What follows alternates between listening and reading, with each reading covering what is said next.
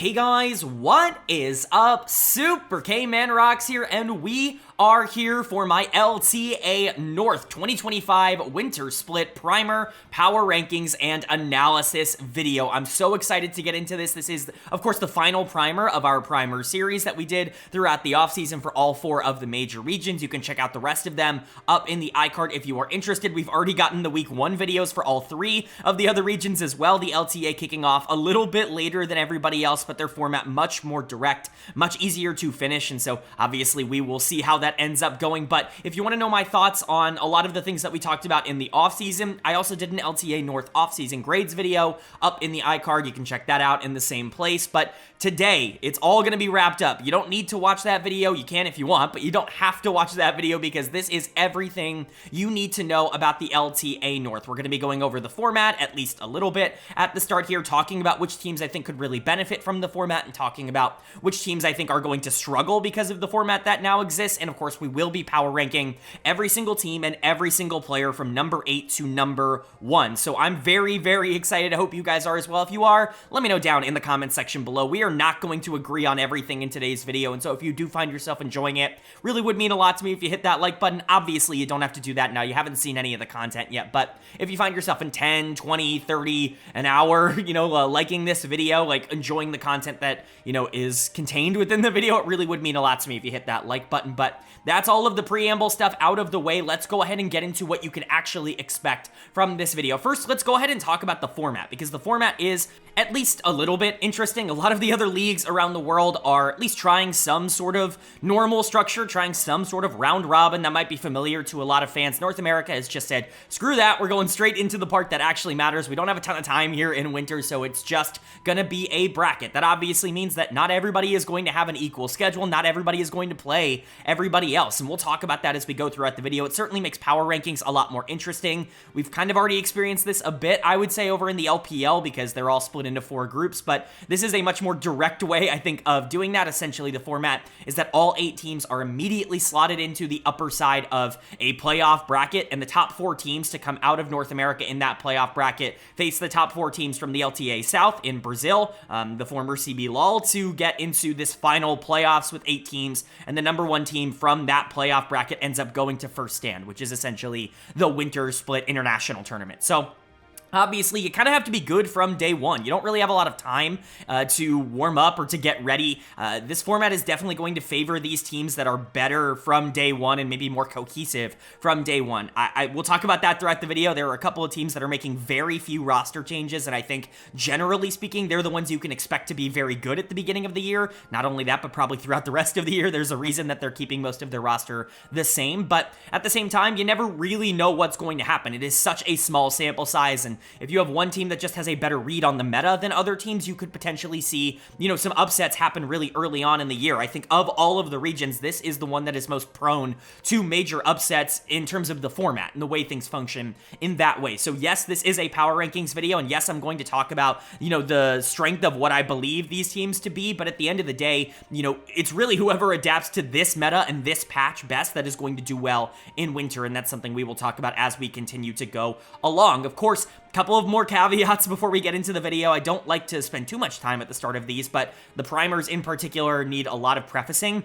First and foremost, this is obviously just my opinion. You're going to have a different opinion than me. You're not going to agree on every single ranking. There are going to be players that you think I'm criminally underrating, or players that you think I'm drastically overrating, and that you think I'm putting way too much, stock into. All of those things are going to happen throughout this video. I can guarantee that. That's going to happen for teams. It's going to happen for players. Just let me know what those are down in the comments section below. It's really always awesome to hear from the community when it comes to videos like this. If you have a major disagreement, obviously I'd love to hear from it. Just try to make it at least a little bit constructive in terms of the way you tell me. If you just say you're stupid for having this player at 6 or something like that, then that's great. Like, that doesn't really tell me anything. If you have a player that you think is too low, let me know who above them you would put below them in order to get them there. If you just go, it's crazy that you have this player ranked number 7 in their role, awesome. Like that, you know what I mean? Like that doesn't really let me know anything because this is a zero-sum game. For a player to move up in the power rankings, someone else has to drop below them. And so let me know where you agree, where you disagree. And obviously, as long as we're doing it in a constructive,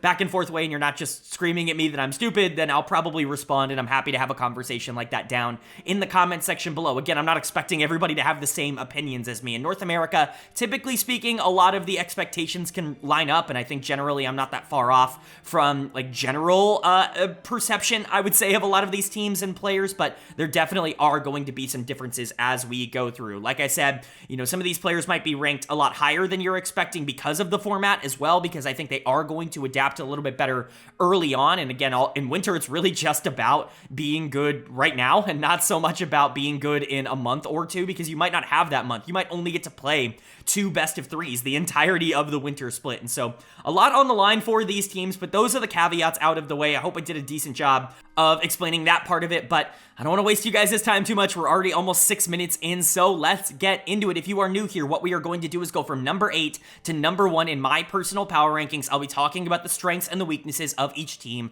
as we go along, their potential floor, their potential ceiling, whether or not I think it's realistic that they can expect to reach the ceiling of what you might want to see out of them, and also what I think their playstyle might be going into the year, where I think a lot of their resources might be going, and who I think could potentially be like the players to watch on each team. A big goal of a video like this is that for people who might not be as familiar with a lot of the players, especially lower on in the standings on these teams that are a little bit less known, especially now here with viewership potentially going up with a new format and, just a new league in general in North America, some, players from other regions coming in. I want people to be comfortable coming back to this video and saying, I don't really know all that much about this team or this player. I'm going to go check out this section and see what like the general consensus is. You don't need to watch this all in one go unless you really want to, in which case I'm very thankful, but this is supposed to be just kind of an overview that you can check out really whenever you need to get a bit of information on a specific player in terms of what their preseason projections were, at least from my perspective. So that's kind of the goal, but that means we get to start at the bottom of my power rankings, and I always love starting, at the teams that are a little bit less proven. These floors are a lot lower than the teams near the top of my power rankings because there's just so much more that could go wrong, but so much that can go right. In an 8-team league, it's really not all that hard to be top 4, and so nobody's out of it by any means. But coming in, unfortunately, last for me in my power rankings at number 8, it's going to be Lyon Gaming, and I think this is really the only place that I can put this team. They pretty clearly came in at number 8 for me in terms of my power rankings. I think 6 and 7 are relatively close, and I think you could kind of move some people around if you really wanted to do that. But for me, Lyon is the team I'm expecting to be the weakest from day number 1 in the LTA North. So we'll quickly talk about what you're seeing up on your screen. Of course, the team name at the top and then the little number next to it. In this case, number 8 just denotes where they are in the power rankings for me. They rank 8th out of 8 teams in the power rankings. You can see their summer rank from last year. Obviously, this is going to be a little bit variable for the 2 new teams in the LTA, but it'll just go ahead and show you where they finished. Of course, Lyon, formerly Rainbow 7, obviously kind of merging with another team to form Lyon Gaming. They were first in the LLA last year, but with all the regions consolidating, they came over here to the LTA North, so not really comparable to a lot of the other teams, but in North America, we will show whether or not those teams have gone up or down in my projections from last year. And then, of course, the roster in the middle of the screen. You'll see top, jungle, mid, ADC support, and the number below each player will just denote where I personally rank them in their positions from number 1 to number 8. Of course, 1 is good, 8 is bad, and always, always, always, I have to say this caveat because it seems like every single year this gets misconstrued. Not every position is created equally. Specifically here in North America, there is a lot of positional imbalance. Number 4 in certain positions is not always going to be as good as number 4 in other positions, and that should be obvious. Like, not every position is going to have the same kind of talent, but I've seen some people say, oh, you have both of these players at number 5, that means you think that they are equal in terms of skill level. No, that is definitely not how that ends up going. Certain positions are just straight up better than others. AD carry is definitely the deepest and strongest position here in North America, and it's been a good position for a while. It just feels like every team has at least a playable ADC, which we will talk about. Top lane's also pretty good here, but mid lane is a very shallow position. Number 4 in mid lane is not equal to number 4 in, the AD carry role. Like, it's just not going to be the same in North America, and so obviously a lot of that will come down to the context, and that's what I will give throughout this video. But the last thing I want to talk about, if you see a couple of things next to player names, an asterisk just denotes that they are considered an import and that they are taking up an import slot. Obviously, in this case, like OD, Lions,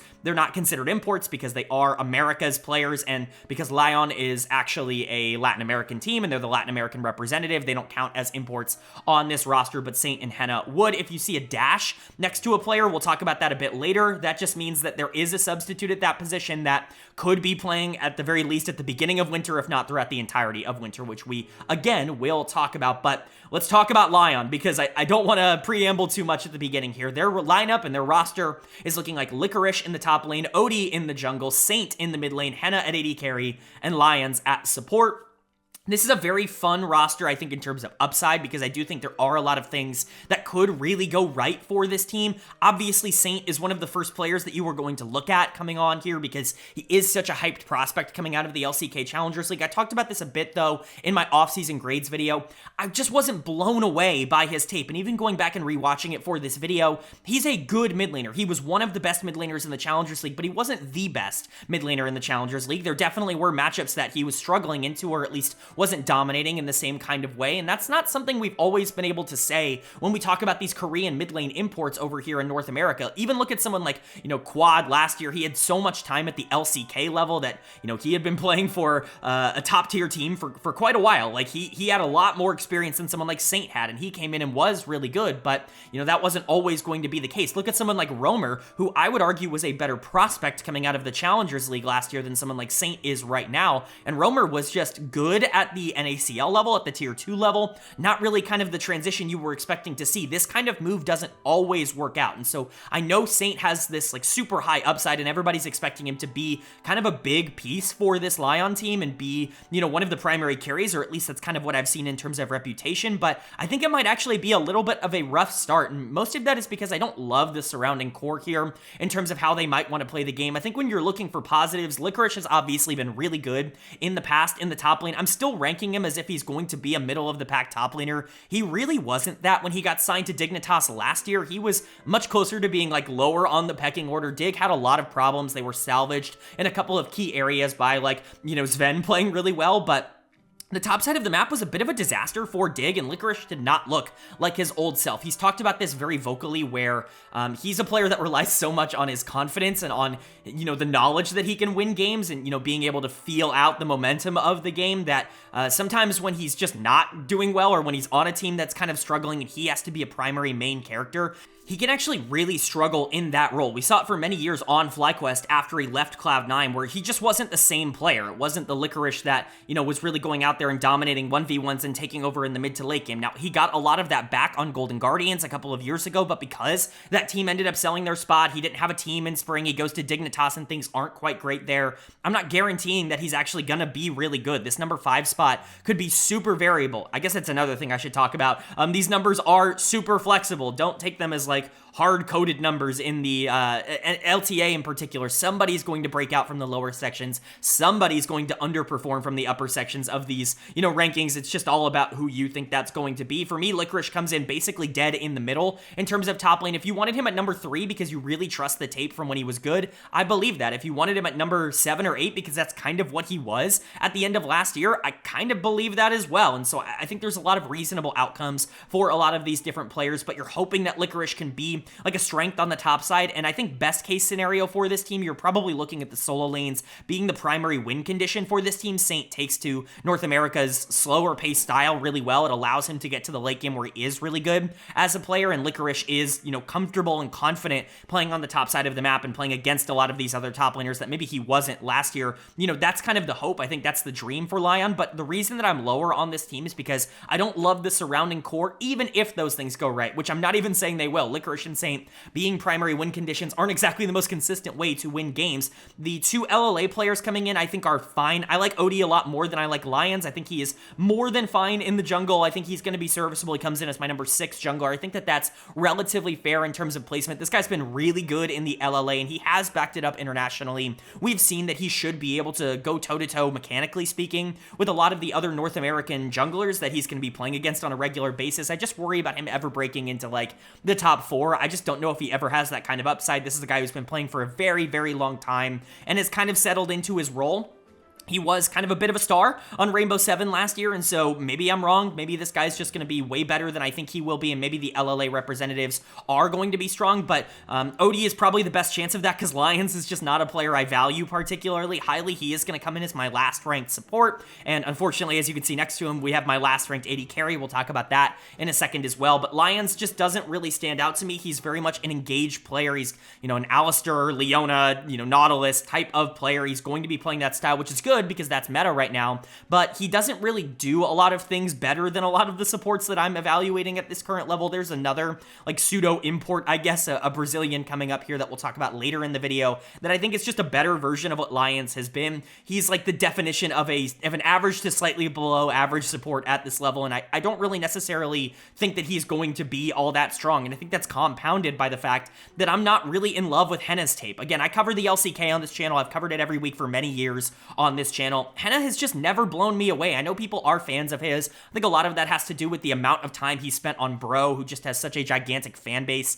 in the online community. I do think he maybe had his best year ever last year on Fear X. There was a lot that was kind of going right at the end of that year when he finally got linked up with someone in Duro who was clearly playable at the support level, but Henna is not a game breaker. This is not the mechanical, prodigy that you would expect coming over from the LCK. This is kind of a really good encapsulation of, I think, the negative type of import in North America that they have suffered from for many years, where they're just assuming that a Korean coming in is going to make their team better. He wasn't a star in Korea. This isn't like Prince and Vikla coming over where you're hoping to get a lot of that upside out of them, even if they didn't end up working out. This is a lot closer to what Dove was last year coming over. It just doesn't impress me. This is not the kind of import I would be pushing for, and at least to me, in a very crowded, very stacked AD carry room in the LTA, Henna just doesn't really stand up on tape. Now, that could be wrong. He could come in and be B-Voy. I just liked B-Voy's tape a lot more than I liked Henna's, at least in recent memory. I think the good thing for him is that he's on the up and up, but especially pairing up with Lions, I just don't expect this bot lane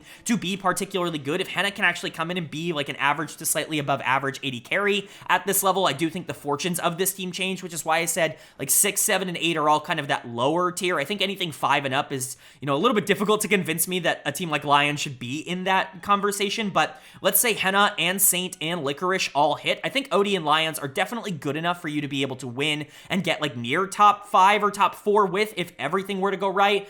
I just would say that of all of the teams in the LTA North, Lion is probably the team that I'm least expecting to make that jump into top 4, that I see the least amount of clear paths, mostly because, if the solo laners are supposed to be the strength of this team, Licorice and Saint are certainly not consistent by any means. I think they have by far the lowest floor.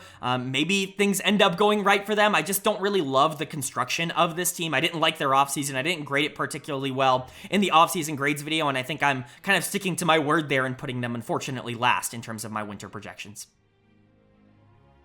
And then coming in at number 7 in my power rankings, I think you could very realistically put this team at number 8 if you really wanted to, but for me, they still come in just a little bit higher. It's gonna be Dignitas, and there are some real concerns, I think, with this team, especially because of some of the news that we've gotten over the past week or so that I think might destabilize some of their immediate chemistry, but I think the talent on this team and the players that I'm expecting to do well, I just see more from a floor perspective out of them than I do out of the players on Lyon, so that's why Dig is coming in at number 7, but that's not to say that this is a perfect team by any measure. Again, the bottom 3 are pretty clear in my eyes. Their lineup is looking like Surdy in the top lane. I think it's going to be Lyra in the jungle, Kana in the mid lane, Tomo at AD carry, and Isles at support. Might as well get the thing out of the way now, the elephant out of the room now. I think Lyra will just be playing the entirety of the winter split. It looked like Shaden was going to be the starting jungler here, and I really like that move, not only because I think he has a lot of really high upside, even if he is a super streaky player with a very low floor, but mostly because he has good chemistry with Surdy on the top side, who is very clearly supposed to be your star player in waiting that you brought in this offseason. But with that out of the way, I think you could feel a bit more disconnected. Obviously, Shaden's visa is delayed by quite a bit because of the offseason investigation into his, Rift conduct, we'll just say.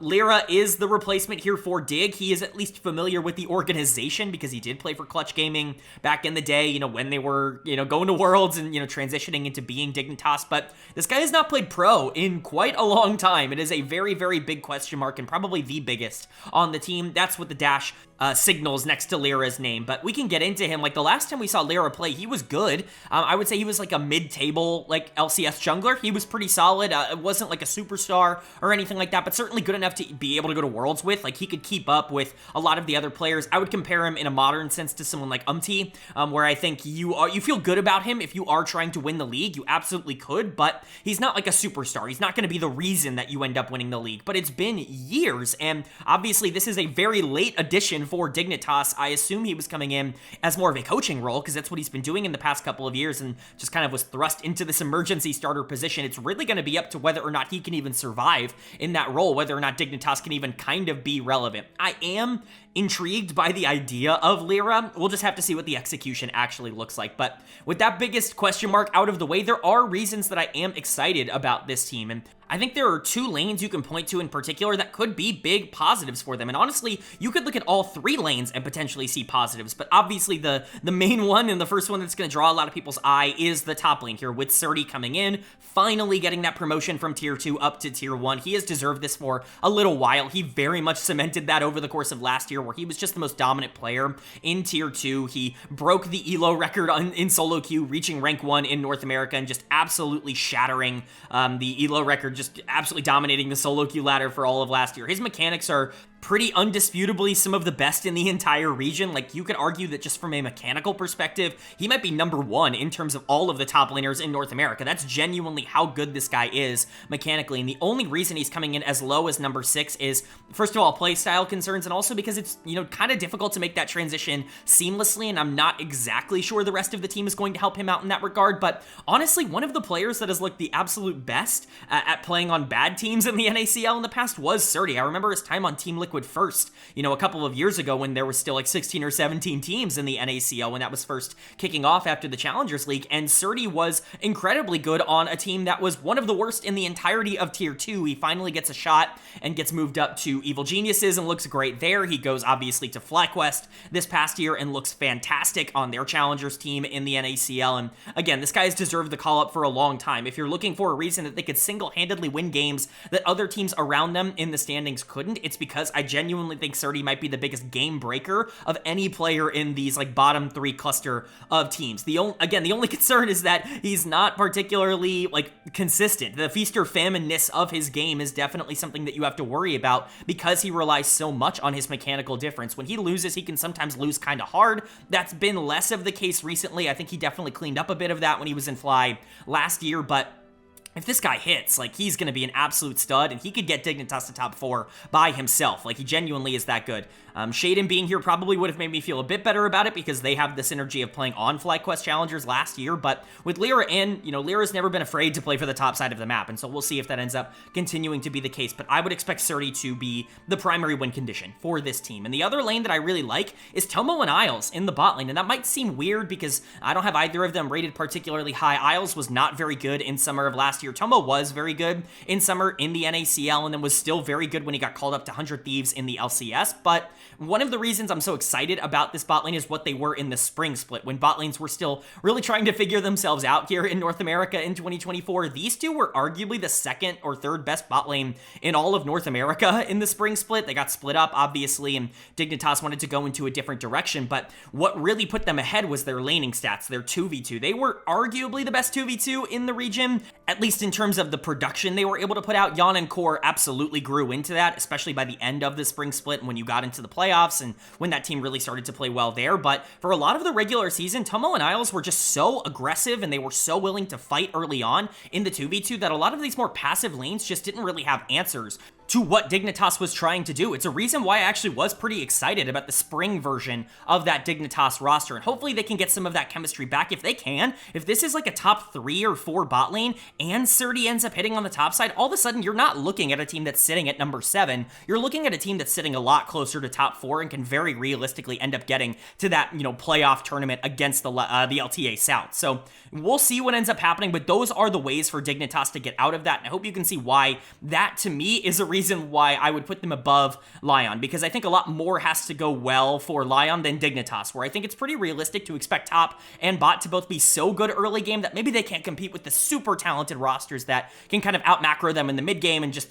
keep up with them in terms of the mechanics. But there is a lot to like here, and part of that is continued with Kena in the mid lane. He's been really good in the LLA. I know that there's not a lot of expectation for a lot of LLA players, but generally I think that that's a bit misplaced. I think a lot of those players can compete at the very least at the middle of the table here in North America, and Kena was maybe the most impressive player on tape from the LLA last year. Obviously, a lot had to go right for him to be in that position in the first place, but mechanically speaking, he's pretty solid. He's not going to be dominant. I don't think he's ever going to come in as a top 3 or a top 4 guy, although I think it's realistic to expect basically anybody to break into the top 4 with how up and down a lot of the North American mid laners are. But Kena just, you know what you're going to get from a game-to-game basis, and when you do have a lot of volatility, I would say, elsewhere on this roster, Tomo and Isles, while they were good together in spring, both looked bad, or I guess not both looked bad, but Isles looked bad separately on Dignitas in the summer, and Tomo obviously was never considered to be a superstar in the AD carry role. Surdy is a player who, when he wins harder than basically any top laner in the entire region, but he can lose, and his style is definitely not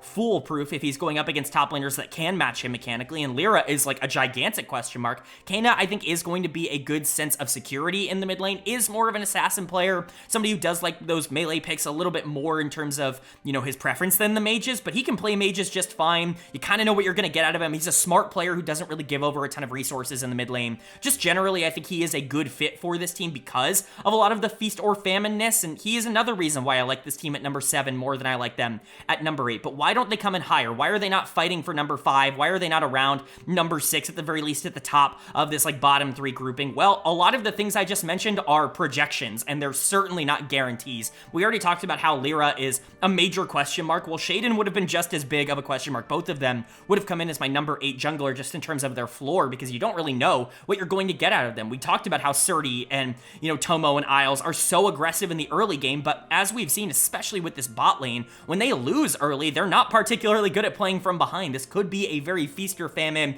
Like, we either win and have this gold lead by 10 minutes, or we're losing and we don't have a gold lead and we just insta-lose the game type of team. I could definitely see that being the case, and it's not like Kena is ridiculously crazy talented and he's going to come in and dominate the mid laners that I have below him.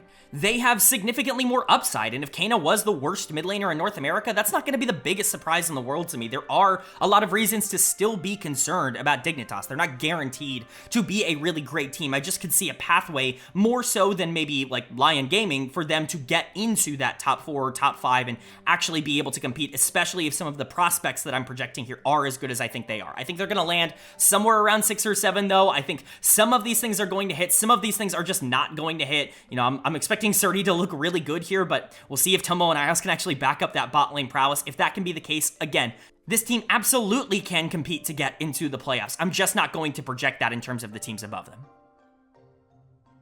But then moving on to number 6 in my power rankings, and like I said, this is kind of the top of the bottom cluster of teams that we're talking about here in the LTA. I still think this team could get into the top 4 in the same way that I think anybody could, but we're starting to get closer, I would say, to the teams that actually have a real shot at it. But coming in at number 6, it's going to be Disguised, and obviously it's so good for the league that DSG is in the league in general. We need more creators investing. We're going to talk about that even a bit more as we go along with some of the other teams in the league and some of the, ownership changes, but just generally having more eyes on the product is going to be good, and I don't think Disguised's roster is nearly as volatile as other people are going to make it out to be. I quite like a lot of the players here, and I think they are going to thrive together. There are question marks, but for the most part, I have less on DSG than I did on Lyon and that I did on Dignitas. I think that there is a lot more kind of confirmed here for DSG, so let's go ahead and talk about it. It's going to be Castle in the top lane, XU in the jungle, Abadage in the mid lane, Scary Jerry at AD carry, and Huki at support.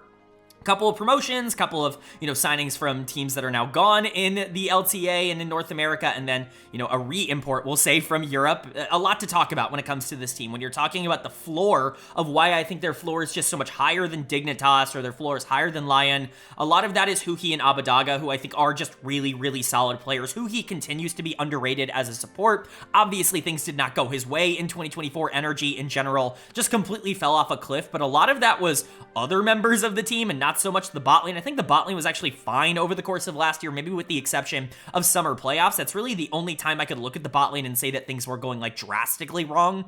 Outside of that, he was not the issue on energy, and I don't really project him to be an issue going forward. Maybe he's not in that upper cluster, that number one support that I had him ranked at the beginning of last year, but he's still a lot closer, I think, to that conversation than he is to being near the bottom of the rankings or somebody that like shouldn't have a job here in the LTA. I think he is a very, very solid player, and I think if you are going to look at positives, his floor is pretty high, especially because I think you've put an incredibly mechanically talented AD carry with him. I think he is the perfect kind of support that can get the most out of a young ADC that's not super experienced at this level. We'll talk about Jerry now. Jerry's a monster. If you don't watch the NACL, you might not really know Jerry all that much because his name probably isn't quite as familiar as someone like Surdy or even someone like Shaden, who you've seen at the LCS level before.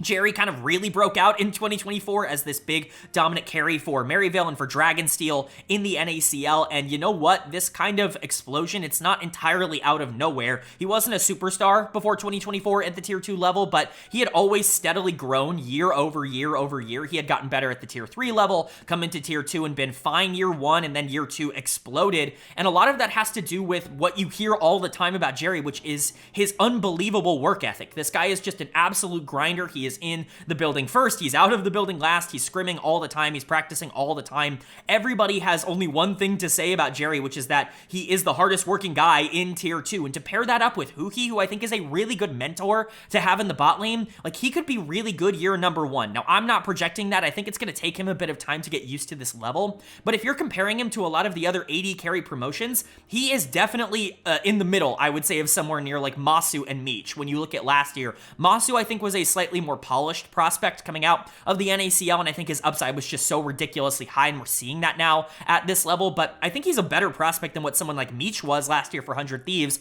and even he was okay at this level. I think Jerry is going to be fine, probably an average to maybe slightly below average AD carry in winter. He will get better in spring, he will get better in summer, and there's a chance that by the end of the year, we're talking about him as a top 2, top 3 AD carry kind of guy, and that's the reason I really like DSG, is because I actually think this bot lane is going to be really good, and I think they're going to get better as the year goes on. I also think you have a really high floor in the mid lane with Abadaga, who is better than a lot of people want to make him out to be. I know he was playing in the ERLs last year, but go watch some of the tape that he actually had in the ERLs last year, in the LFL last year. This is a good player, and he succeeded at this level before. Mid lane is not a very strong position, at least in terms of depth. Number 4 to basically number 8, they're all kind of interchangeable in the way that you want to go, but I think the floor of Abadaga kind of pushes him near the top of this like middle cluster of mid laners at this level.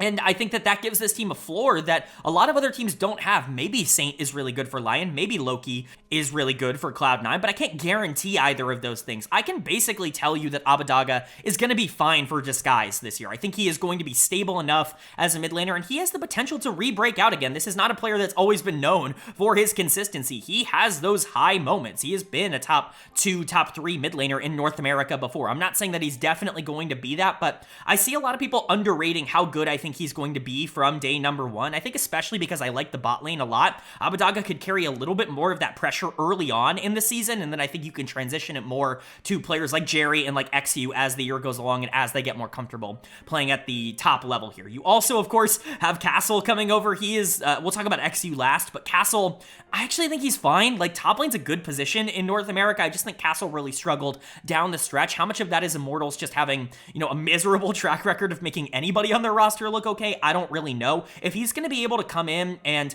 kind of show a lot of the promise he showed in the Challengers League over in the LCK a couple of years ago, I'm very excited about that. This was not like a surefire prospect by any means, but his tape was really good, his mechanics are really solid, and there were a couple of games at the LCS level in 2024 where he was able to carry, where he was given resources, and he did look pretty good. It's just the consistency that was a bit of a problem, and again, top lane's a hard position to break into. We had someone like Surdy, who I value super highly, at number 6, Licorice, who's like a multiple-time LCS champion, has gone to Worlds a bunch, was at number 5. It's difficult to break through that upper echelon. I think Castle can do it. He can be an average to slightly above average top laner, and if that's the case, and bot lane ends up developing, and mid lane's got the high floor, then I'm kind of expecting it to. DSG is going to be really good, and I like XU as well. I'm not sold that he's like a superstar at this level, but he's needed to get a shot for quite a while. The Dignitas team that he was given a bit of time on, it just really wasn't a good situation to try to evaluate whether or not he could be like a tier 1 jungler. I think he goes back down to the NACL, plays for Fear last year, looks excellent in conjunction with a lot of the other players on that team, like a Blaze Olive and Phillip and Instinct and Winsome that, all really played together as a unit.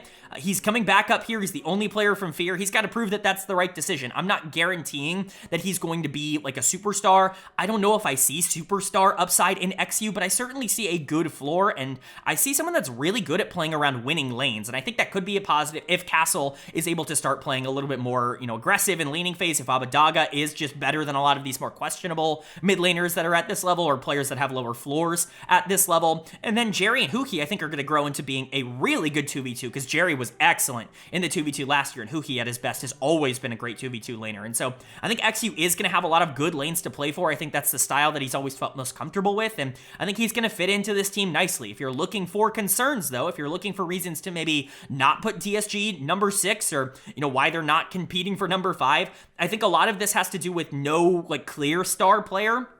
You're kind of hoping that can be Jerry or it can be Castle. I think those are really the two that you're looking at and hoping that they break out. Maybe Abadaga becomes that, but I think best case scenario, he's a second or a third option on this team, and he does a great job facilitating that. I think XU would love to do a great job facilitating that as well. But if Jerry or Castle or, XU, if they don't break out, if they're not fantastic players, top 4 players in their roles at some point this year, I think it is going to be a bit more difficult for this team to continue to make a ton of upward mobility progress. You are relying on the development of these players. I just value these players quite highly. If I'm wrong, and if Jerry is not good year number 1 in the same way that he was, an average to, slightly below average 80 carry year 1 when he was in tier 2, when he was on Maryville, that's going to be a bit of a problem for DSG, because I think they are relying on him a lot. Maybe I'm overrating Abadaga, and maybe I'm underrating a lot of the imports coming in the mid lane. Players like Kana, players like, Loki, players like Saint. Maybe I'm underrating those players, and maybe Abadaga should be listed below a lot of them, and that's going to be a problem for Disguised if his floor is lower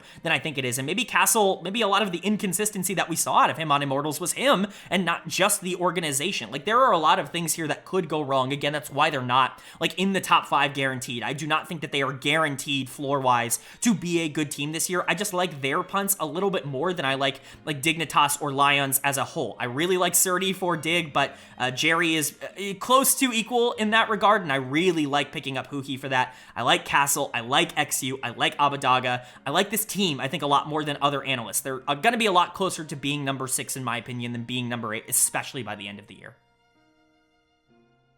But then moving on to number 5 in my power rankings, and this is where you really start to get to the teams that I think are going to be competing to get to that top 4, to that, playoff section of this format. Coming in just outside of that top 4 for me, though, it's going to be Shopify Rebellion. I think this is a pretty good place to end up putting them in the power rankings. 4 and 5, I think, are pretty swappable. Top 3 feel pretty locked to me in terms of expectations, but I think the reason Shopify ends up coming in just below the top 4 is I'm not exactly sure they have a superstar on this team. I think everybody else in the top 4 has a player I could expect to be top 1 or top 2 at the bare minimum in their role. I'm just not sure you have that here on Shopify, and sometimes teams of a lot of good players, but, no great players, they don't necessarily work out. Add on to the fact that obviously there are some roster adjustments, we'll just call them, for winter that need to be talked about on this team, and, for me, they come in at number 5, but let's talk about it. Their lineup is looking like Fudge in the top lane, Contracts in the jungle, Palafox in the mid lane, B-Boy at 80 carry, and hopefully Seos at support. Eventually, hopefully, he ends up getting in. He is also having visa issues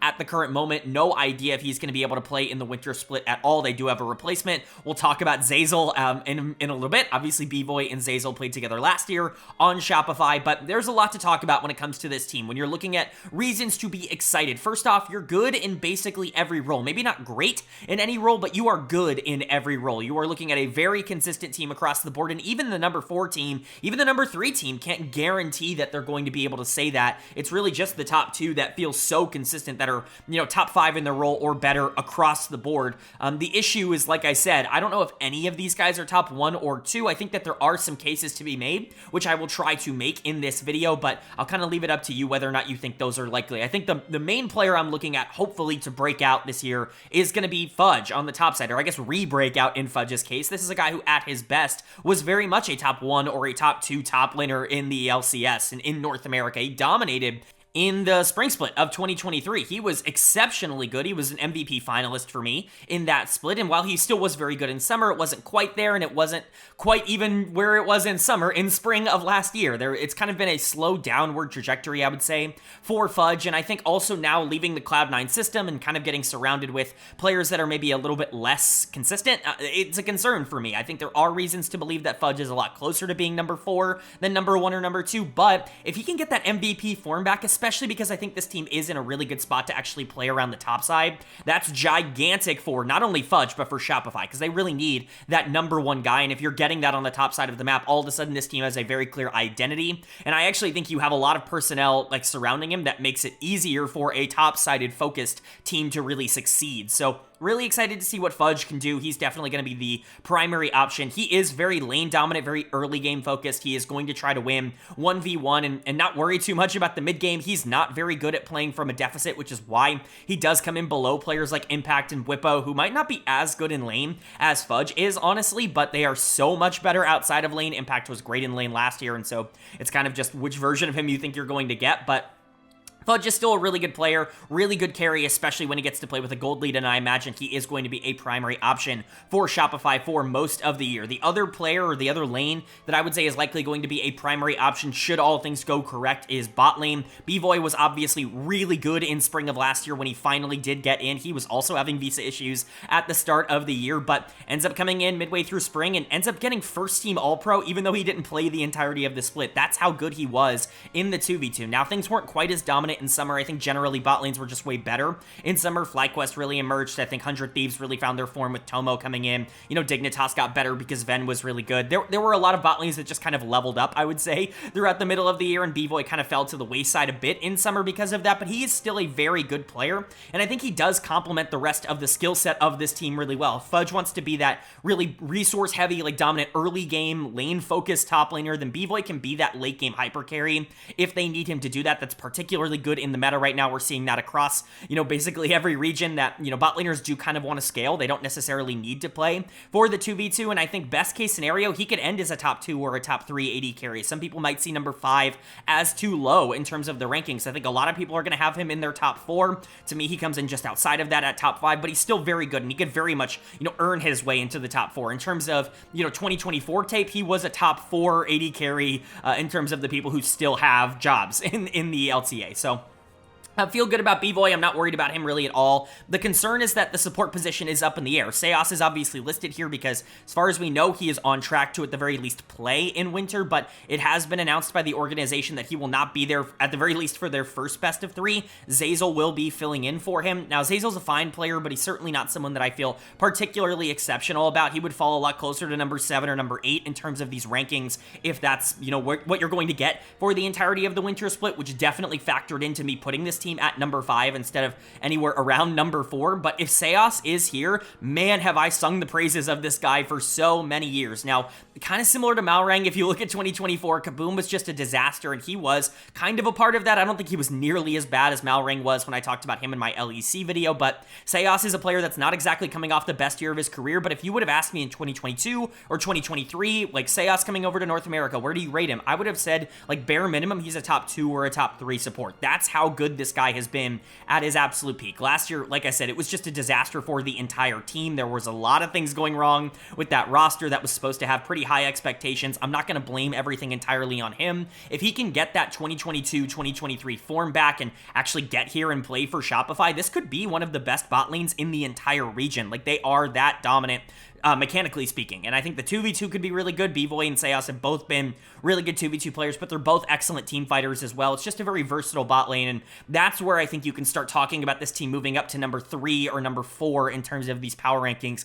if everything were to go right with that bot lane, especially if Fudge is actually online on the top side. But that brings us to the middle of the map, and I'm not saying that this is a weakness. Again, you don't really have like a true weakness on this team, but this is where things start to get a little bit more flippy in terms of my expectations. Contracts and Palafox obviously coming off of a pretty rough year on energy, a really bad follow-up to their Worlds quarterfinals performance, but they've made the quarterfinals of Worlds in the last 2 years, and that's not something that a lot of people can actually say. Basically, nobody in North America outside of now FlyQuest can actually say that, and so Contracts and Palafox definitely have some track record of playing well together. I think Contracts is definitely the one you feel better about from a floor perspective, and I think he fits well on this team. When I think of what Contracts does really well and like the champions and the style that he plays really well, I think he's like NA's version of Tarzan, and that, comparison doesn't always stack up because I do think they play a little bit differently. Tarzan is certainly more consistent than someone like Contracts is, but both of them are players that want to play things like Sejuani and Maokai and Zach and Ivern and,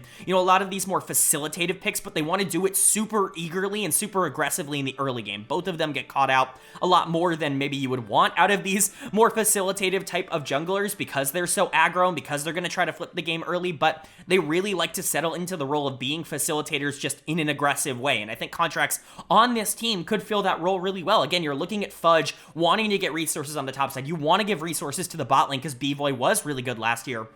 And so if Contracts is going to be that guy that can go out and, pretty consistently give resources to those players, that's going to be great. Now, if he's going out there and just going 0-4 in the first 12 minutes of the game and giving over feats of strength and not really being competitive, that's like an insta loss in this meta, even more so than it's been in previous metas. And so I think maybe the flippy nature of Contracts is actually, kind of a double-edged sword more so now than it has been before, but he's been a very good player in the past. And again, I think he fits on this team well so long as he actually individually is playing well. Typically speaking, his first split, his first year in particular, on a new organization is actually pretty good, so hopefully that buff ends up lasting. But you've also got Palafox coming in here to the mid lane, and he is the biggest question mark on this team. That being said, that's a pretty decent, floor to have, because Palafox, even at his worst last year, while he was bad in quite a few games, was generally okay. Going back and rewatching the tape, I probably wasn't critical enough of his 2024 when we were doing the weekly reviews. It really was not good. He was not playing well under any circumstance. He is an assassin-oriented player. He's much more comfortable on things like Silas and Akali. He's very much built in that, Cream, Zeka type of mold as a mid laner, but when he's working, when it clicks, he's been one of the best mid laners in North America. When you talk about my analysis on him both in 2022 and 2023, I had him as an all-pro in both years, and I don't think a lot of people had him as an all-pro in both years, and I really do think he can pretty easily be a top 2 or a top 3 mid laner, especially with how wide open mid lane is in this, league and in this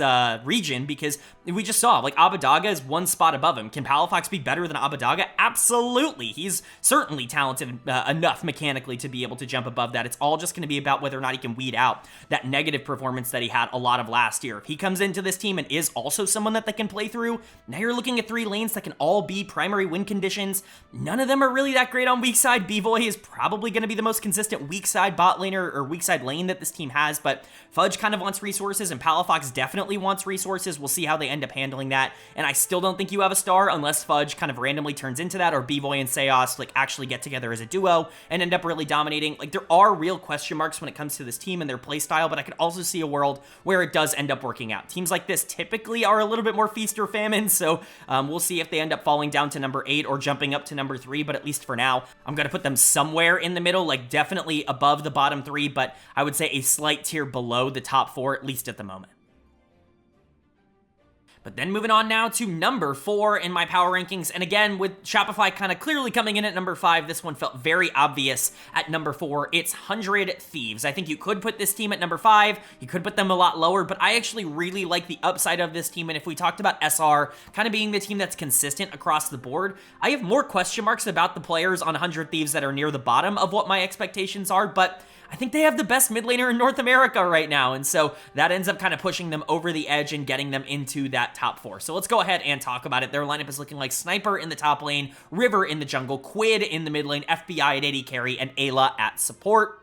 I definitely think I'm going to get some negative feedback in terms of my mid lane rankings and even my AD carry rankings in this video, just because I think a lot of people are going to look at some of these players and say that I'm way too high on some of the 100 Thieves guys, but I really do believe that this is how good a lot of these 100 Thieves players are, and I guess we'll just start off with the positives, right? Quid is the biggest positive this team could possibly have. Everything on tape from last year just indicates that this guy is the best mechanical mid laner in the region, and if he had a better team around him and a team that was more consistent around him, he probably would have won back-to-back MVPs here throughout the entire year. He really was that good and was kind of held back by a lot of what 100 Thieves was doing, and I continue to see him being held back because the number 1 mid laner, in my opinion, should not be anywhere near number 4 in these rankings, but Quid is excellent. He has shown everything he needs to show at this level, and I truly do believe that, if he were on a Cloud9 or if he were on a FlyQuest like Quad was, or if he was on, Team Liquid like APA was, it wouldn't even really be a question.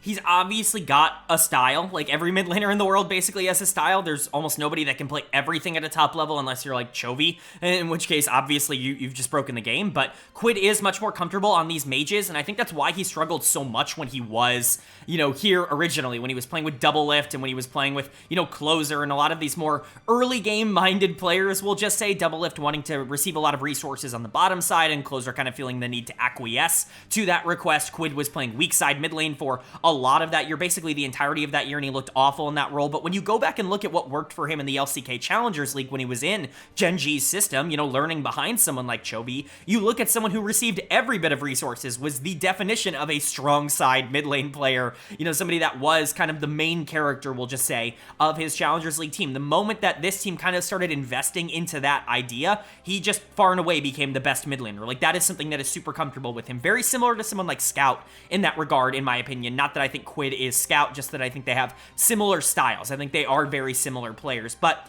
I will say, if you're looking for a negative with Quid, that does kind of tie into it, where he isn't perfect if he has to play lower resource or if he has to allow another lane to be like the early game main character. River sacrificed a lot last year to make sure Quid was in a good spot, and for the most part, that was definitely the right decision. But if FBI is coming in and expecting to be like strong side 2v2, that's probably not going to happen here on 100 Thieves. Quid is going to be receiving a lot of the resources just as he did in 2024, and I would expect it to continue to be a positive, but if you're hoping and praying for someone else to carry the game, it's probably not going to happen. That's just not how this team is constructed. River is a big reason why Quid was able to do so well, but I also think that there are a lot of times where River gets a little bit too much credit for Quid doing successfully. In the spring split, I definitely understand where people were coming from, where River did a very good job of being able to set up a lot of things for Quid, and a lot of the easy parts of the game were made even easier for Quid by River. But go look at the summer tape for River. It's not very good. He didn't play particularly well in the summer split. His pathing was really bad in the early game. He wasn't really that great at skirmishing. Really, the only thing that bailed him out was the fact that the middle of the map was always winning 1v1. Quid was just doing so well individually in lane that he was in a position where he still had prio, even though he wasn't actively doing well in the jungle. I think that obviously carried over to Worlds, where he was not good at Worlds at all, and that's kind of a big dark cloud, we'll just say, hanging over 100 Thieves, is that the Worlds run did not go as planned. They're the first ever North American team to get knocked out in play-ins, but River's going to need to be better than what he was in summer. I'm expecting him to be better. I still have him ranked as the number 3 jungler. I think that's really the only fair place to end up putting him. I don't think jungle is a particularly dominant top-heavy position outside of the top 2 guys, and River is definitely worse than the top 2 guys, but I still feel consistent enough about what he has shown on tape that Quid looks good. I think River is going to be fine. I think this is still going to be one of the best jungle mids, if not the best jungle mid in terms of production in the entire league, and that is your big positive. And I think theoretically this bot lane could be a positive. I know people really don't want to hear this, but FBI and Ayla are fine on paper as a bot lane. People hate Ayla. They're super against him because he was so bad at the World Championships, but we have to remember, I know this feels like a long time ago, but Ayla was one of the most hyped prospects in academy history. He was dominant for Team Liquid's system, and he came out, and honestly, all he has done since coming to the pro level has been kind of win. He hasn't been perfect. He was, not great when he was on FlyQuest, but eventually got onto Evil Geniuses, and that team overperformed and almost ended up making the World Championships. And then you look at this team here, and honestly, go watch his playoff run. I know people don't want to give him credit. I know people really hate Ayla and have this big narrative against him, but go watch the playoff run for 100 Thieves that got them to Worlds, that got them third place, shockingly over Cloud9. Ayla was excellent in that playoff run. He was one of the best players domestically, even if he wasn't particularly great at Worlds. In fact, I would say that he was awful at Worlds, and even if he wasn't all that great in the regular season either, he stepped up when it mattered the most. He's still not going to rank particularly well, coming in at number 6, but adding a familiar face for him into the bot lane in FBI, the Aussie duo in the bot lane, like that's going to be a positive. And you know what? FBI is another player that it feels like I have to defend every single year. Now, last year was probably his worst from a production standpoint because energy was just a bit of a disaster everywhere, but this guy was not the problem. Like, go back and watch those games. I already talked about it a bit with Huhi. The bot lane for energy was not the issue. Palafox was playing really poor. Dokla was playing really poor. They were kind of losing games individually for their team. The bot lane was generally considered a strength for most of the summer split. Maybe not like number 1, but like they were a top 4 or top 5 bot lane, I would say, in 2024. And, you know, Huhi going, to Disguise, I think is a positive. I think FBI coming over here to 100 Thieves is a positive. He is what you got out of Tomo, except he has a larger track record of it, where he can be aggressive in the early game. He can play for the 2v2. That's what got him a lot of press at the start of his career on Golden Guardians, but he is really, really developed into a great team fighter as well. And if these two have good chemistry together, which I imagine that they probably will, or they wouldn't have pulled the trigger on this decision, then this could be a top, 3 bot lane in the LTA North. This could be a bot lane that's good enough to get them through to the playoffs, which I have them predicted to do here. And so, as much as everybody's probably going to look at this bot lane as kind of the weak link of this team, I don't think they are the weak link. I could see them struggling, a little bit more than maybe some of the other bot lanes, and I'm not guaranteeing that they're going to be better than, say, like Bvoy and Zazel, if that is the bot lane that ends up existing for Shopify. I'm not guaranteeing that that's going to happen, because I don't think they're superstars anymore, but they're certainly serviceable, like, LTA players. These are players that are more than deserving of spots somewhere. It's just about whether or not they're good enough to be in top 4.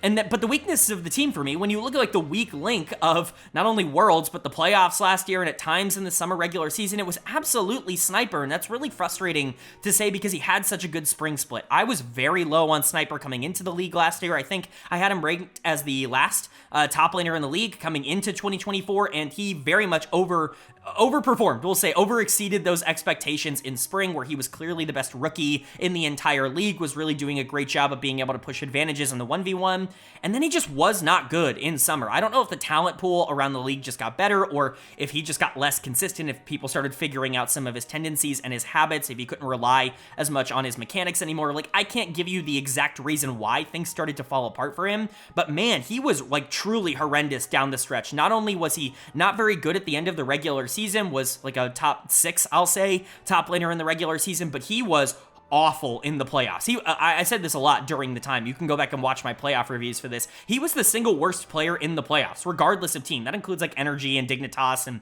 all of these teams that were out early. Like, Sniper was a gigantic hindrance towards 100 Thieves, and River, Quid, and Ayla and Tomo obviously were just so good that they ended up getting over the hump. They were playing so well individually at the time that they ended up getting over that hump. But Sniper was awful in the playoffs, and he was just as bad at Worlds. It's not been a particularly good trajectory. I talked about how I thought he was promoted too early. I didn't think that anything at the tier 2 level showed that he was going to be ready to compete against some of the best top laners like Impact and Bwipo regularly at the LCS level, and that turned out to be true. And I don't think it's going to change too much going into this year, at least for now, until he proves that he can have any semblance of consistency. He is going to come in as my number 7 top laner, and he is going to be somebody that I am concerned about, and that does raise questions. If Sniper and Ayla and FBI, I guess to that smaller extent, are as bad as a lot of the community think, this team is not going to be top 4. Shopify will be top 4, or one of the bottom 3 teams will randomly break out and be top 4, just like 100 Thieves kind of did last year.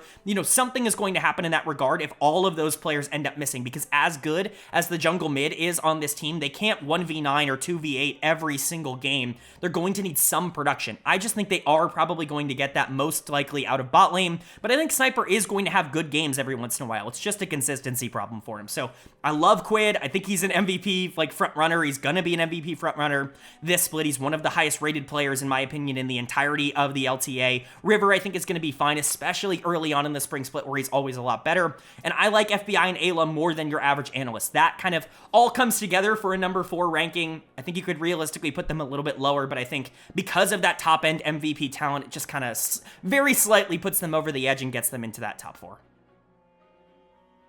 But that's going to bring us to our top 3 teams, and this is where I think things really start to heat up and get a little bit more interesting, because I do think these are the 3 teams that are going to be competing to win the league this year. I do think there is a slight separation between top 2 and number 3, but still, like, not a gigantic one. Coming in at number 3 for me, it's Cloud9. I still think this is a team that absolutely can win the LTA, can come out and really dominate. They just have a couple of floor questions that I'm a little bit concerned about, but if you can get a bounce back for most of these players after a really disappointing 2024, man, that is going to be very, very scary. And we'll talk about it. Some of the players on this team actually are coming off of really good years. They just weren't coming off of a good outcome from a team perspective. So let's go ahead and talk about it. Their lineup is looking like Thanatos in the top lane, Blabber in the jungle, Loki in the mid lane, Sven at AD carry, and Vulcan at support. I think a lot of these ratings might be a bit surprising to anybody who did not watch the channel last year, but this is going a lot off of 2024, especially near the top of these rankings. It's really hard to not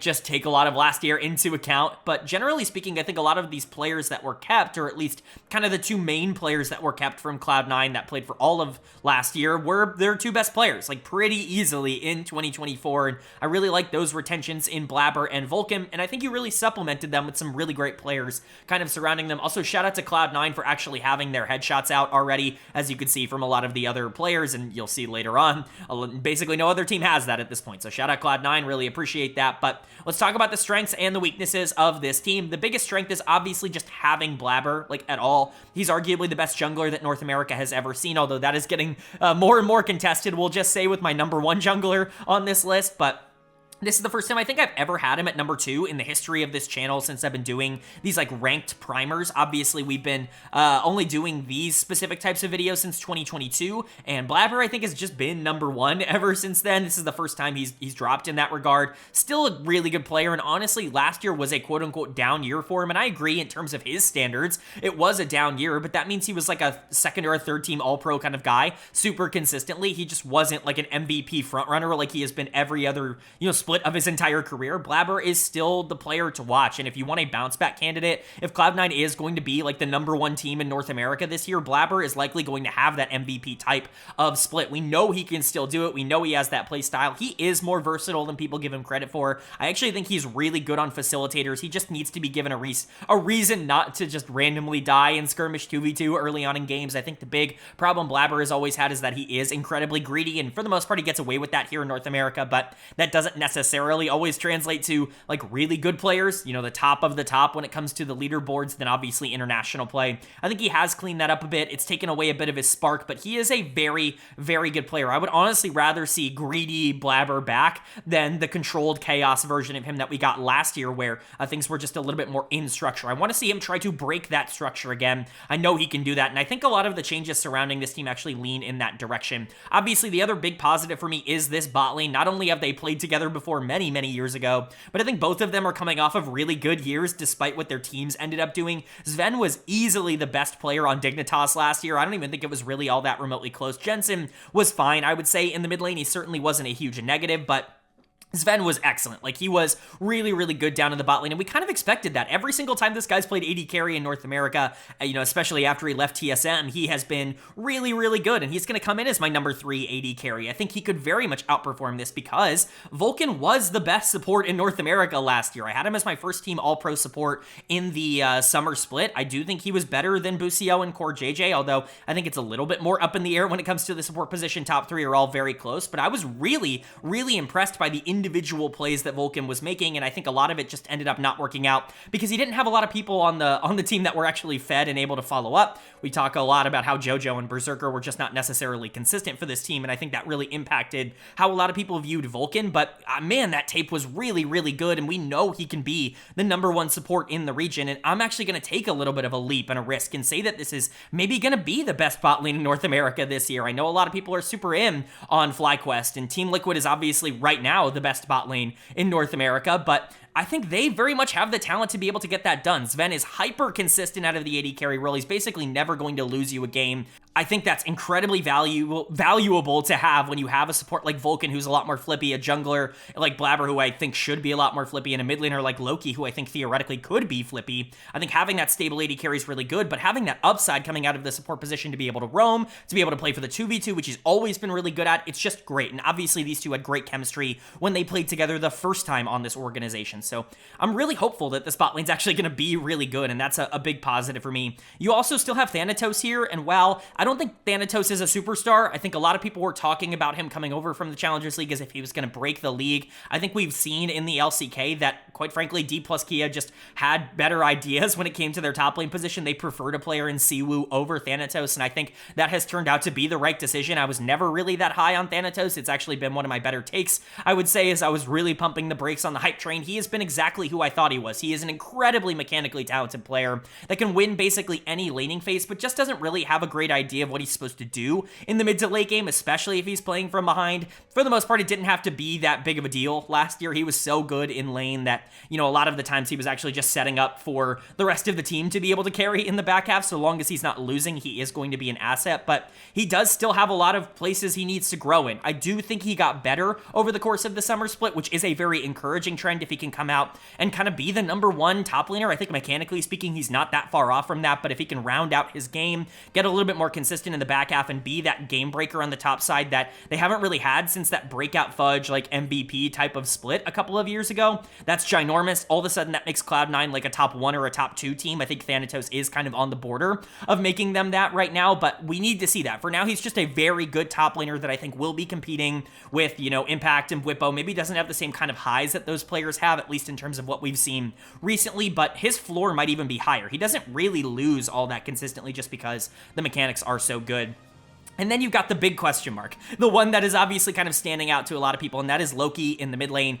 He's actually going to be coming in as my number 8 mid laner, my dead last ranked mid laner, and this is just me sticking to my evaluation of the tape. You know, LCK Challengers League mid laners have done very well for the most part in North America, not 100%. Like, look at someone like Roamer, who just never really found his footing on Team Liquid Challengers last year, but Loki is a player who I quite frankly just don't really see it in at the current moment. He's fine. I think he is an interesting player, but this reminds me a lot of Mask. I think it's very, very similar tape-wise to someone like Mask from last year coming over from Unicorns of Love and, you know, generally, you know, being an LCK Challengers League, you know, product. I think Loki projects very similarly to a player like that in terms of his, like, potential and his skill set.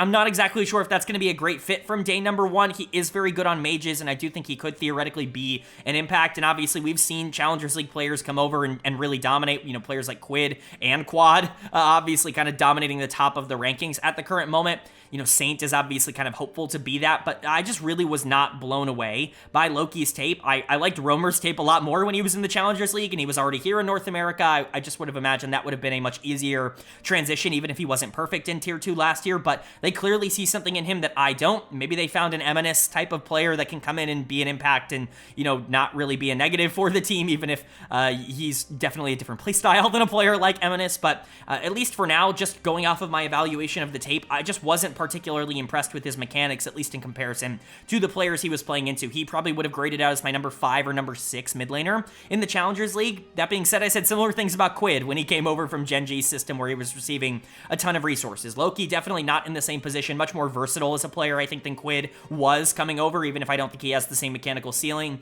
If he can be a middle of the pack mid laner, then they're going to reach this number 3 spot. Even if he's bad, I think they're probably one of the better teams in the league just because you don't really have to play through mid lane, and I don't think he's the kind of player that's going to get obliterated 1v1. I think worst case scenario, he's probably just along for the ride in a similar way to someone like Diplex many years ago for Cloud9.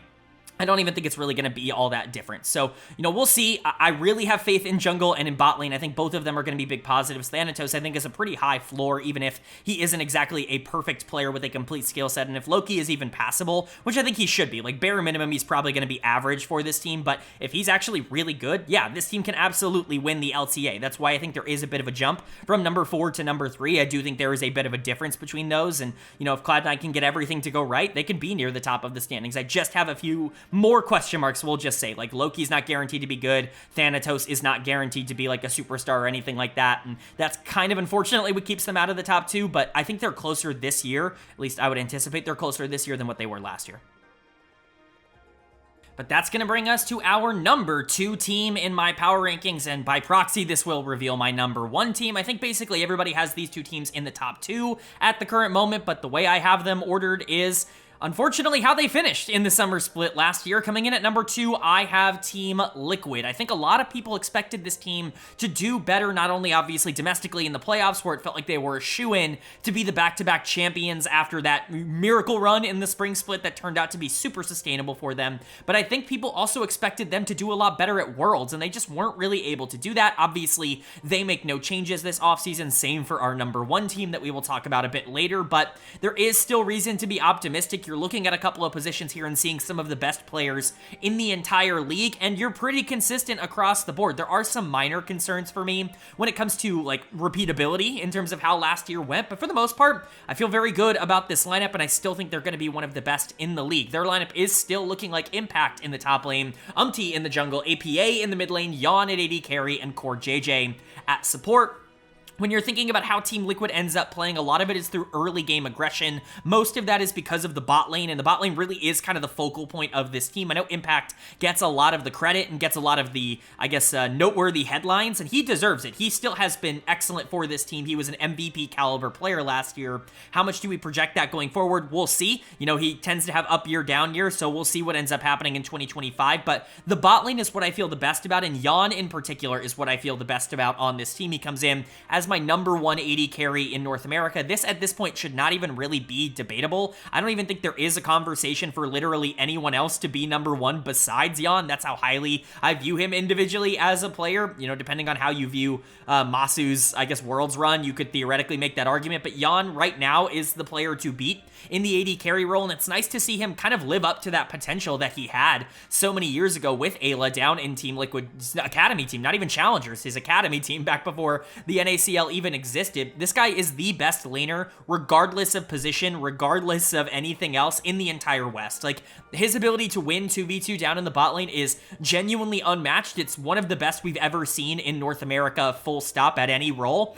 And what's funny about that is that it opens up so many different avenues for Team Liquid to end up drafting. One thing they really did a lot last year that obviously made me laugh when I was talking about it on this channel was draft a lot of these like hyper carry late game ADCs, things like Smolder and Zeri that aren't necessarily known for being particularly good in lane, but Yon is so good in lane that it ends up actually canceling that out. He was able to win lane on things like Smolder really consistently. It's why the double dragon quote-unquote comp really ended up working for TL in the spring split playoffs, because you could rely on APA to be a late game carry. That's where he really thrives, and Yon does not need to play Draven or Misfortune or whatever to win lane. He can do it on basically anybody, and so it ended up being very dangerous to deal with, and that's just the credit to Yon. Now, he's not a perfect player. I would still argue that there are some inconsistencies in the latter half of the game. He is much better in that stage than he was a year ago. That was really a big problem for him in 2023 when he was coming off of his rookie year. He just was not a very good team fighter. He would make a lot of mistakes 5v5. He would step up way more than he was allowed to do, and he would get caught out for it. And, you know, there were a lot of times where Team Liquid lost games because of that. Not so much last year in 2024, which I think is good progress. He still is definitely a better laner than he is a team fighter, but, you know, if you're going to play for him early game, you don't even really have to play for him early game. If you just allow him to exist in the early game, he is going to generate you a really solid lead, and there just aren't other players in the league that are going to do it as consistently as him. Now, on the flip side of that, going back, man, like, I'm gonna stick to my guns on this take. Core's tape in 2024 is not as good as you would think it would be, considering how dominant this bot lane is. Honestly, going back and watching a lot of their games, I come away with the same conclusion I had at the time that I talked about a lot on this channel, which is that Yon is doing a lot of work in terms of the 2v2 and really just kind of expressing his dominance, and Core is really good and has gotten so much better at playing the 2v2 because that was always his weakness back in the day when he first came back to North America, but he's still not, like, unbelievable in that stage, and also the amount of roams have really been toned down just in general from supports, and I think that's hurt his creativity and his playmaking ability. He is obviously super important to this team in terms of shot calling, and there are going to be a lot of people who have him at number 1 in terms of their support rankings. I just didn't see that on tape last year. It didn't feel like he was individually making plays. Now, how much of that is Lyon is just kind of the guy to get a lot of the freedom to do that right now? I don't really know, right? Like, Core's never been a great laner, and I would say he had his best laning split ever last year, or laning year ever last year, and even then, I still think Lyon was more important to it. I just don't think Core is that dominant as a 2v2 player, and that's just really important towards how Team Liquid play. That being said, like, that's the criticism. Everything else he does is absolutely exceptional. Of course, he is the primary shot caller, the team leader, the mental guy on this team, the former world champion, or one of the two, I should say, former world champions on this team. The things he brings outside of the game are just as valuable as the things he brings inside of the game. He's just not been one of the most impressive players to me in terms of how things have shaped up, I guess, in terms of Team Liquid. Lyon has really been that guy, and I think the tape really does back that up.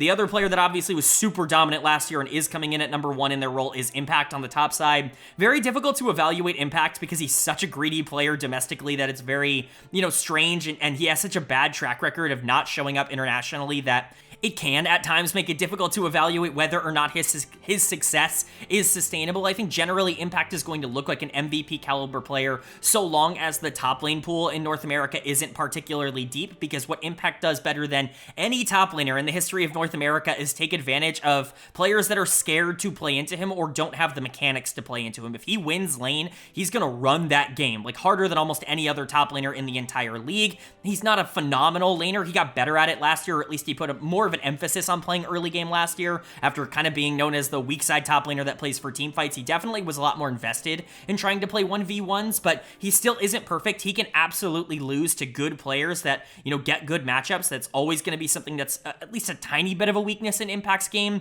and he's gotten more flippy, I would say, in the mid to late game. Not to say that he makes bad decisions, just that he is super aggressive and super greedy, which is, again, why he has struggled internationally, at least in the grand scheme of things over the last, 3 or 4 years when you talk about, the post Cloud9 era of Impact, the post Team Liquid First Stop era of Impact, when you talk about Evil Geniuses and FlyQuest and now TL again. That era of Impact has struggled internationally, and I think a lot of that is just because he is really greedy in terms of how he plays a lot of these phases out. As long as the top lane pool is average at best, he's going to continue to look like an absolute monster because he is kind of a noob killer on the top side, but, we'll see how that ends up translating. For now, he still comes in at number 1 because he was the best top laner in the league last year, and it was not particularly close. He was an MVP for me and for the broadcast, which he absolutely deserved. And then you've got APA in the mid lane. I think people are really going to underestimate this guy in terms of mid lane rankings. He has done nothing but grow, obviously, over the course of his entire tenure in League of Legends, from tier 3 to tier 2 to tier 1, but especially over the past year, it felt like the consistency shot through the roof. He was always known as a really good late game carry, and that's obviously why the Double Dragon stuff worked so well for them in the spring split, because his Aurelion Soul was really strong and it's one of his best champions. But I think he's gotten a lot better at playing early and playing the laning phase, because really likes to do that. He likes to play with his mid laner and likes to move around the map and skirmish a lot more. The only concern I have with APA is that this new map isn't necessarily super conducive to him being in meta, if you will. He's going to need to play a lot more of those shove and roamers and be willing to skirmish a lot more, which, again, he got better at last year, but it's still not his primary style. That being said, I can't put him any lower than number 2. This guy has really evolved so much, and I really do believe that consistently from this point onwards, he's going to be one of the best mid laners in North America. Hopefully he doesn't have a Palafox-esque kind of downgrade over the course of this next year, now that I finally ranked him really high in these mid lane rankings. And then the one player that I actually do think is closer to the average side than the above average side is Umti. I think everybody else on this team is closer to superstar than they are to being average. Impact, APA, Lyon, and Core are all legit assets that any team in North America would love to have. Umti, I think, is a good player, but a very flawed player. He continues to show the same issues that he had when he was in Korea. I was not a fan of his when he was playing in the LCK. Of course, we cover the LCK every single week on this channel. I always thought he was a bit overrated and overhyped because he was playing for a very fun bro team. Comes over here to North America, the talent pool is obviously a lot less deep, and so he ends up being able to exploit more matchups, but he's the same player. He's either going to win early and be able to snowball the game out of control, or he's just not going to exist in the game at all. He's gotten better at tanks. The Sejuani, the Maokai, they were big things for Liquid. It was something he wasn't very active on in the LCK. It's nice to see that that's something he's still going to be willing to do, but especially now with a lot of feats of strength and a lot of skirmishing around Void Grubs and Dragons and Otacon and, all of the new stuff that's going on with the map, I feel like is going to get back into a lot of those aggressive early game ways, and that's going to make him a lot flippier as a player. We saw it in the regular season in spring before they really started to adapt and start to play towards the side lanes a lot more. I'm worried that is going to have too much of a role on this team, and that could be something that does hold them back, but he's still fine. Like, even if he is the player that's flipping the game in the jungle, he's still going to beat more than half of the teams because he is a really good player. Like, he's got solid mechanics. I just think that style inherently kind of has a ceiling to it, and that would be the way for me for Team Liquid to fall out of the top 2 and fall to 3 or 4 is if becomes a lot more one-dimensional like he was in the LCK, but the rest of the talent on this team is too good. I think you have the best bot lane in North America, you have the best top lane in North America, you have one of the best mid laners and maybe even the most consistent mid laner in all of North America. If jungle's your only position of concern, you can figure that out. You can put him on Sejuani or Maokai like you did at the end of last year when things started to really click in the regular season. There are a lot of things to like about Team Liquid and very, very few flaws, but those flaws are just enough for me to keep them out of top 1. But that's going to bring us to my number 1 team in my LTA North 2025 preseason power rankings, and obviously you know who it is if you've gotten to the end of this video because there's only one team remaining. It's FlyQuest. They come in at number 1 for me. I do think on paper they are the best team going into the season. Obviously they're staying the same from last year, same as Team Liquid, but there's reason to believe that their success at the end of summer, their championship victory, and then their quarterfinals run at the World Championships, that is entirely repeatable. I don't think it's 100% repeatable. I don't think that they're guaranteed to get first like some of the other teams that I've put number 1 in some of the other regions. They're not overwhelming favorites in that way, but they are favorites in my eyes. So let's go ahead and talk about it. Their lineup is looking like Bwipo in the top lane, Inspired in the jungle, Quad in the mid lane, Masu at AD carry, and Busio at support. The big thing going for them is not only obviously do they have very few weaknesses, you don't have a player like that I have a real question mark about, or a player like Loki in the mid lane who just has not played at this level, or, you know, Sniper or Ayla for 100 Thieves. Like, you don't have question marks like that here on FlyQuest. Everybody on this team is number 3 or above in their position, and honestly, you could make a really strong argument that everybody on this team is number 2 or above in every single position if you really wanted to make that call, which I think is totally fair. But even outside of that, you have arguably the most valuable player in the entire league at the current moment, and that is Inspired in the jungle, who has really cemented himself right now as the guy in North America. He has become a resident player. He no longer takes up an import, status, and I think that has really solidified his, I guess, perception and idea as the number 1 North American player. You are so valuable for not taking up an import spot and for being as good as Inspired is. For as long as he has been good, he has been successful in Europe, he has been successful in North America for every single team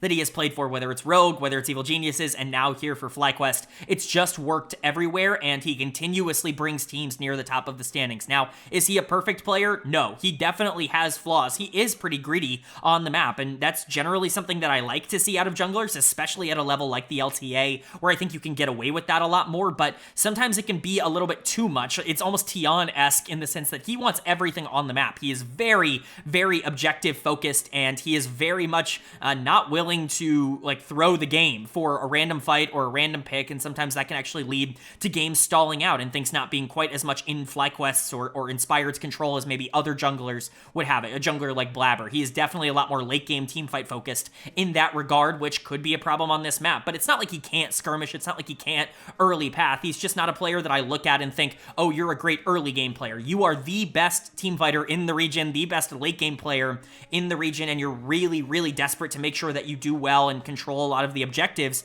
throughout the game in a macro style. Like that's just a positive. There's nothing else to really say about that. I think that's going to work super well on this new map because I do think he's good enough to skirmish, and I think the rest of this team is more than good enough to be able to hold up on their own 1v1 or 2v2 in their situations. So as long as you have Inspired, you're going to be near the top of these rankings basically by itself. Like, Inspired just does that, but it's not like you're supplementing him with players that are worse. Bwipo was, a very Bwipo player last year. He had a Bwipo kind of year where he was phenomenal in the spring split. It felt like everything was going his way. He was getting so many resources from Inspired. It was clear that these two really wanted to link up and play together and allow Jensen to be a little bit more weak side, mid lane, etc., allow Masu and Busio to kind of get their feet wet at the top of the standings. And Whippo really took advantage of that. He was like an MVP finalist for me in spring, and then he was running it in summer for a lot of summer, but you kind of have to live with that when it comes to Whippo. The 0-8, 0-9 games, they're just going to exist, especially against other good top laners. As long as he's able to survive, he is incredibly valuable, but he is super volatile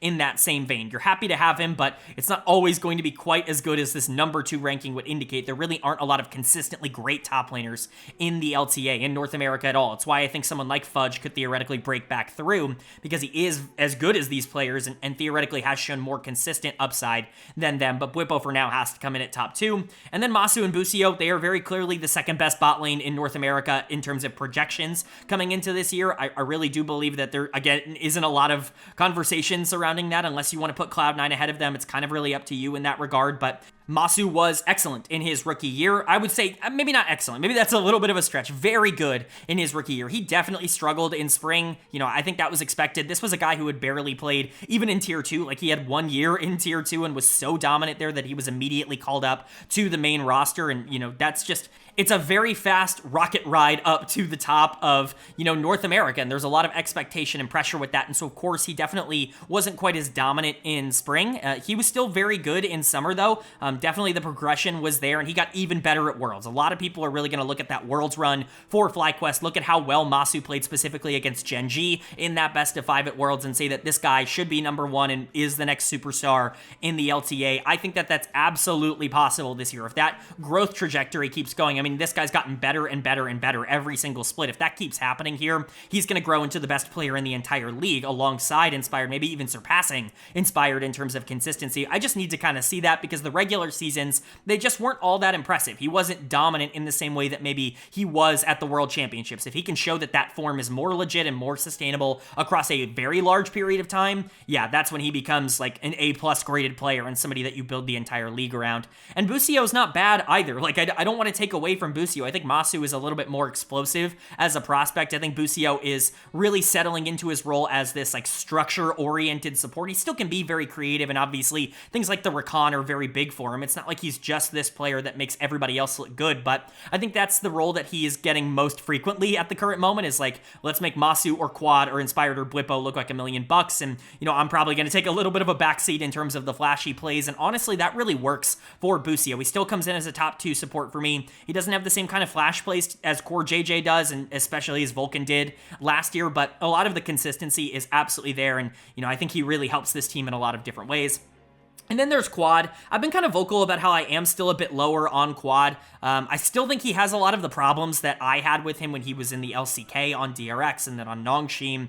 I think he's still a similar player in that regard, where he is definitely at his best when he is receiving a lot of attention from his jungler, which they did a lot throughout the regular season in particular. And I do think he's a really good team fighter, but he can struggle 1v1, and he still did that, especially against players like Quid last year who are mechanically talented. And he is also not the most selfless player in the entire universe. He loves resources, and if he is getting them in the mid lane, he's not going to necessarily use that to like move around the map and try to contest objectives. That's not what he feels comfortable doing. It's never really been there on tape. I think he did more of that for FlyQuest than he had done at any point before that in his career for the LCK, where he had been really kind of a stand-and static mid laner, but he still is a player that would prefer to get resources, get to the late game and team fight. Very similar, in my opinion, to someone like Scout, even really someone like an old school Jensen, not new school Jensen, but old school Jensen.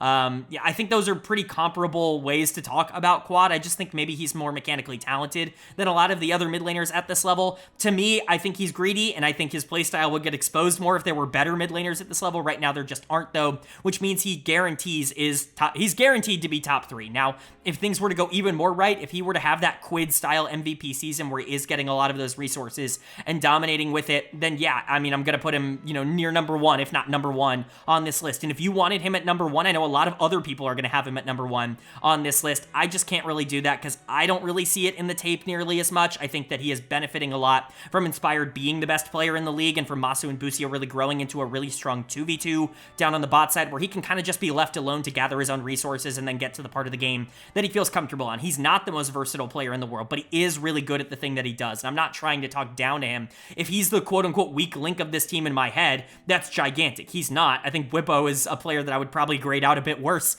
than Quad. I just think mid lane, near the top is really good. I don't think Quad was better than APA last year, is essentially what this ranking is saying, but However you want to slice it, like, FlyQuest is so good across the board. The fact that I have to justify, oh, Quad's only at number 3, whereas every single other team that we've talked about has had at least somebody at number 4 or below. Like, is a player that I would give like a B-ish grade. There's nobody on this team that I would give below a B+ at the bare minimum, and there's just so much to like about it. I think they have the most valuable player in the league. They have the biggest rising star in the league in the bot lane. They have a mid laner that I think could break out at any time, and a top laner that can destroy any game at any time. Busio's hyper consistent in the support position. Their circumstance and their strategy and their playstyle, it's very volatile and it's very difficult to counter, especially with the new feats of strength system where they're going to be skirmishing a lot, I assume, in the early game through Inspired. It's just going to be very difficult to find an avenue to beat FlyQuest, and that's why, to me, at least in terms of projections going into the year, they're the team I would still expect to be at the top of the North American ladder.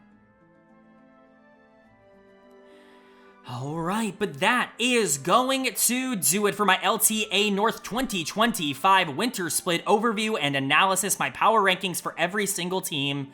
And now we get to look at the bracket, at least for now. That's everything you need to know about the teams in depth. We're going to quickly go over the format. We talked about it a bit at the beginning, but this will definitely be more of an explanation. I'll kind of give my predictions very quickly here. If you want a quick, I guess, run through of the predictions, I think the top 4 teams are going to make it out, because I think that's how this bracket is structured. I think the teams that I had 1 through 4 in my power rankings are the teams that will be going to the playoff. Again, I think Shopify has the chance to push their way into top 4, and I'll talk about potential upsets, in the first round here. But the way this format works, every single matchup up through, I would say, the qualification matches, best of 3. And so, all the first round matches and then all of the second round qualification matches, they're all best of 3. However, the other matches, or the final matches, I guess, kind of the capstones on the end, they're best of 1 for some reason. Not entirely sure why they would make that choice. Doesn't really make a lot of sense. I think it's just for seeding and just for, I guess, bragging rights really at that point. But the only series you really need to win is up through that second round. If you can get into the top 4, that will be a playoff spot for you in Brazil, playing against the LTA South, of course. But talking about the first round matchups here now, there's really not a lot to talk about in terms of expectations.